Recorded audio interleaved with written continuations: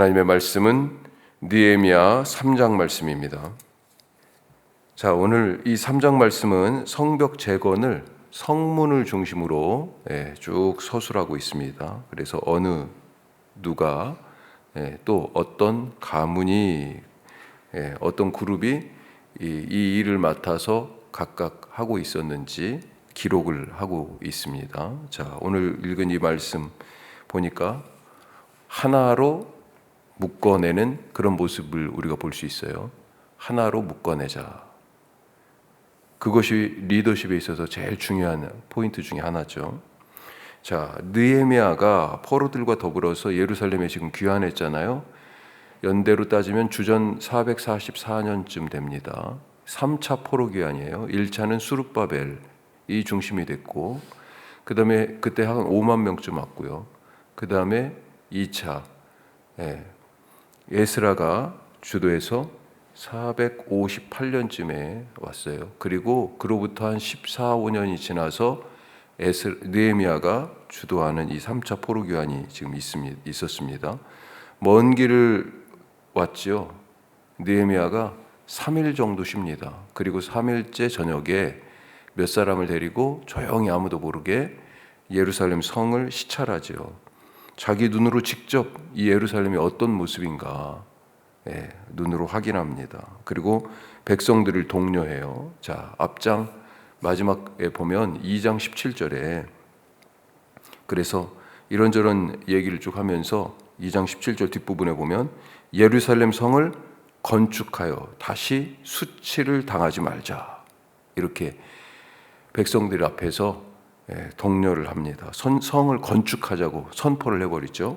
자, 그러면서 하나님의 선한 손이 자기를 도왔고 왜 여기에 왔는지 왕이 또 조서를 내려주고 이런 도움들이 있어서 여기에 왔다. 그런 얘기를 쭉 하니까 이 말을 듣고 있던 백성들이 뭐라고 그래요? 2장 18절 뒷부분에 보면 그들의 말이 일어나 건축하자 하고 그들, 백성들이죠. 느헤미야의 이야기를 듣던 백성들이 그래 일어나 건축합시다 하고 모두 힘을 내어 이 선한 일을 하려 하매 이렇게 되어 있습니다. 자, 느헤미야의 동료의 백성들이 일어나서 건축하자 성벽 재건을 외치고 그리고 이 선한 일을 하려고 했다 지금 되어 있습니다. 그리고 오늘 이 3장 말씀은 실제 행한 것을 기록하고 있어요. 여러 가문과 그룹들이 구역을 나눠서 성벽을 재건하고 불타버린 성문을 만들어서 달았습니다. 다시 이 사람들 어디 다른 데서 온 사람들입니까? 느헤미야가 오기 전에 여기 쭉 살고 있던 사람들이에요. 사실 이들은 살면서 성벽 재건의 필요성을 누구보다도 절실하게 알았을 사람들입니다. 왜요? 성벽이 뭐예요? 안전이죠. 안전.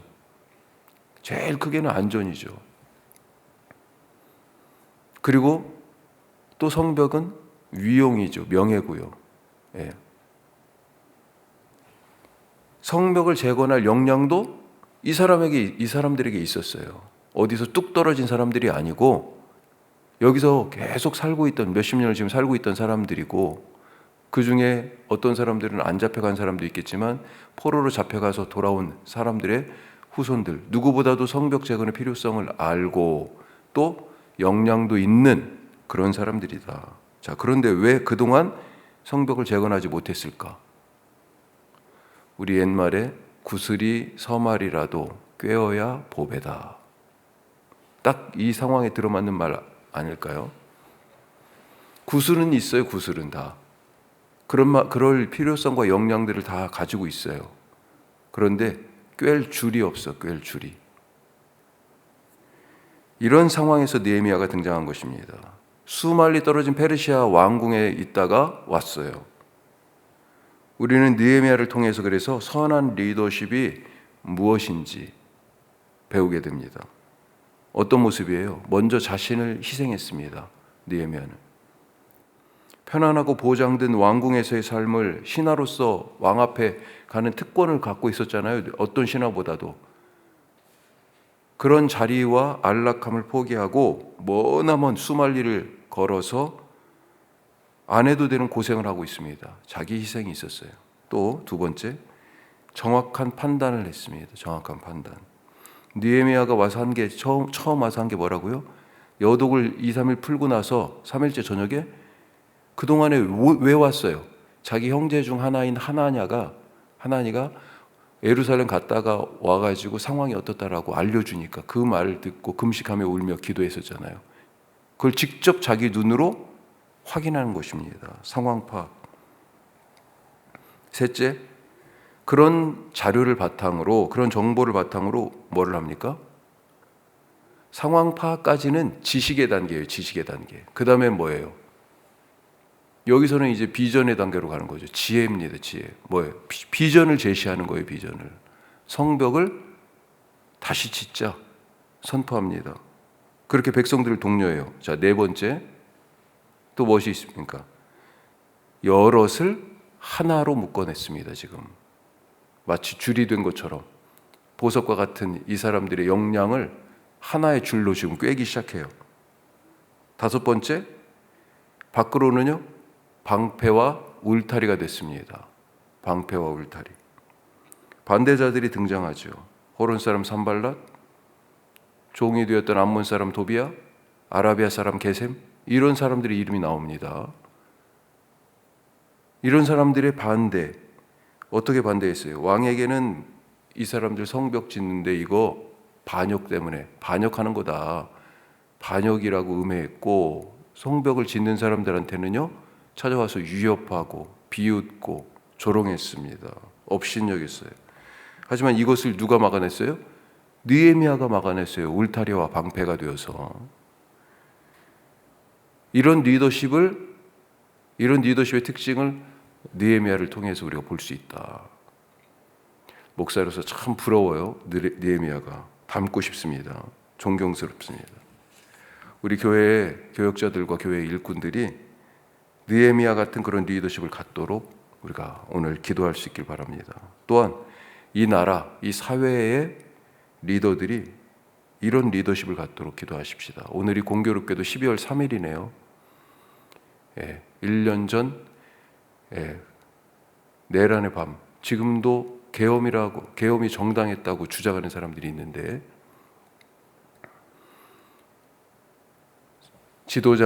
이 사회의 지도자들이 정말로 선한 영향력과 리더십을 행사할 수 있도록 우리가 기도할 수 있길 바랍니다. 자, 두 번째로 그게 먼저 시작하다. 먼저 시작하다. 누가요? 리더가 먼저 시작했어요.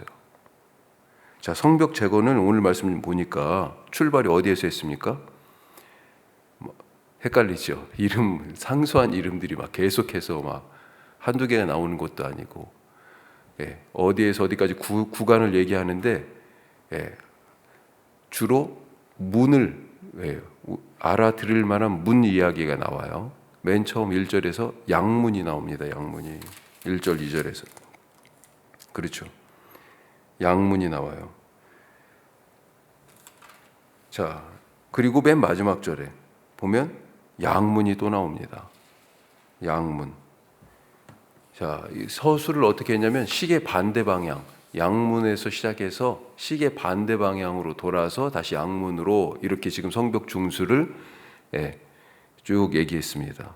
어떤 문들이 나왔냐? 양문, 어문, 옛문, 골짜기문, 분문, 샘문, 마문, 양문, 다시 이렇게 됐습니다. 자, 우리나라도 한양에 옛날에 사대문이라고 그랬죠. 그 사대문을 동서남북으로 나누지 않았습니까? 자, 우리가 전에 성막과 성전할 때 성전에 들어가는 여러 가지 문들 얘기했는데, 이게 헷갈리시면 안 돼요. 성전은 성 안에 있는 거예요. 지금 이 성전 바깥에 크게 성벽을 쌓은 거예요. 북쪽으로는 문 두 개가 지금 언급되어 있는데 양문과 어문입니다. 양문은 말 그대로 양이 드나들고, 어문은 물고기를, 그래서 예루살렘은 그 산지 한 가운데, 산지 한 위에 있잖아요. 바다하고 좀 떨어져 있어요. 그래서 바닷가에서 잡은 물고기들이 음식으로 이제 먹을 음식으로 성 안으로 들어올 때 어문을 통해서 왔다. 자, 서쪽으로는 지금 반대 방향으로 돌아요. 서쪽으로는 옛문과 골짜기문이 있고 남쪽으로는 분문, 샘문 이렇게 있다. 분문은 뭐예요? 배설물을 내가는 곳입니다. 예, 성 밖으로. 그 다음에 샘문은 말 그대로 샘이 있어요. 그 남쪽에 무슨 샘이 있습니까? 실로암, 못이 있죠. 그 다음에 동쪽으로는 마문이 있는데 마는 말이에요, 말. 예, 말이 드나들었다. 그 다음에 다시 북쪽으로 양문, 예, 이렇게 해가지고 북, 서, 남, 그 다음에 동쪽으로는 마문, 다시 북쪽에 있는 양문 이렇게 해가지고 끝난다. 자, 그렇게 성벽을 재건하고 성문을 달고 성별하여서 봉헌했다라고 하는 얘기를 구역별로 쭉 누가 그걸 했다라고 얘기하고 있습니다. 자, 이 성벽 재건 공사 그러니까 어디에서 시작됐다고요? 1절 다시 한번 보십시다. 앞부분만 보면 그때 대제사장 엘리야십이 그의 형제 제사장들과 함께 일어나 양문을 건축하고 성별하고 문짝을 달고 이렇게 돼 있어요. 양문은 성벽 북쪽에 있다고요. 북쪽에 희생 제사에 쓸 양들을 들여오는 문입니다. 이 북쪽 양문 안쪽에 베데스다 못이 있는 거예요. 요한복음 5장에 나오는 베데스다는 보통 쌍둥이 연못으로 알려져 있습니다. 쌍둥이 연못. 자, 이 연못에서 희생 제사에 쓸 양들을 씻어 가지고 성전 안으로 보낸 거예요.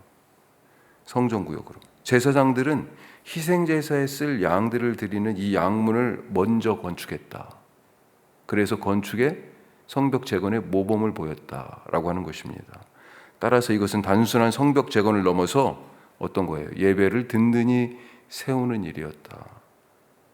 제사장들의 모범이 선한 영향력이 돼서 다른 가문과 그룹들의 헌신을 이끌어냈다 하는 것을 우리가 알 수 있습니다.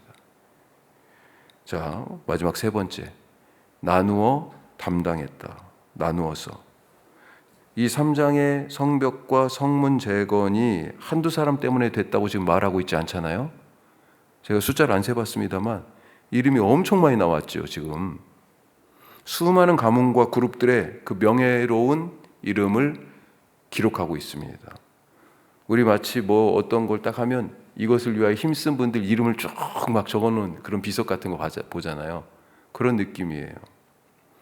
제사장도 있고요. 일반 백성들도 있고. 금장색 뭐예요? 뭔가를 금으로 만드는 사람들이죠. 예. 향품 장사. 직업도 다릅니다. 다 이렇게. 또 남자와 섞여서 성벽을 쌓는 여자들도 있었다라고 보고되고요. 예루살렘 사람들만 아니라 미스바 사람들, 드고아 사람들, 기브온 사람들, 이런 여리고 사람들, 이런 사람들도 지금 와서 성벽 쌓는데 일조하고 있어요. 그리고 또 어떤 사람들은 자기 집 앞 가까운 곳에 성벽을 또 쌓는 사람도 있고 다양하게 지금 기록되어 있습니다. 물론 5절 뒤에 보면 코도숨을 치면서 뒷집 만지고 있는 자들도 있습니다. 5절 보시면 뭐라고 돼 있어요? 그 끝에 그 다음은 드고아 사람들이 중수하였으나 그 귀족들은 그들의 주인들의 공사를 분담하지 아니하였다. 그들의 주인이라고 표현되어 있는데 일종의 관리들이에요. 관리들. 그러니까 지금 이 일을 앞장서서 하고 있는 예루살렘 성에 뭐 아까 반절을 담당하고 밤절을 다스리고 이런 사람들이 나왔잖아요. 그런 얘기입니다. 우리 식으로 얘기하면 뭐 그러니까 도지사 뭐 이런 셈인 거죠. 그러니까 앞장서서 하는 사람들의 일들을 어떤 귀족들은 그 관리들도 막 애써서 하는데 안 했다는 거죠. 이런 사람들도 있었습니다. 하지만 더 많은 사람들의 헌신이 그 각자의 헌신이 모여서 예루살렘 성벽이 재건되고 문들이 새롭게 달렸다. 마치 퍼즐 맞추기 같은 생각이 듭니다.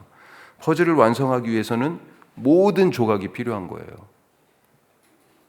이 성벽을 재건하기 위해서 지금 모든 사람들, 모든 가문들, 예루살렘뿐만 아니라 다른 지역의 사람들까지 같이 함께 힘을 모아서 결국은 완성했어요.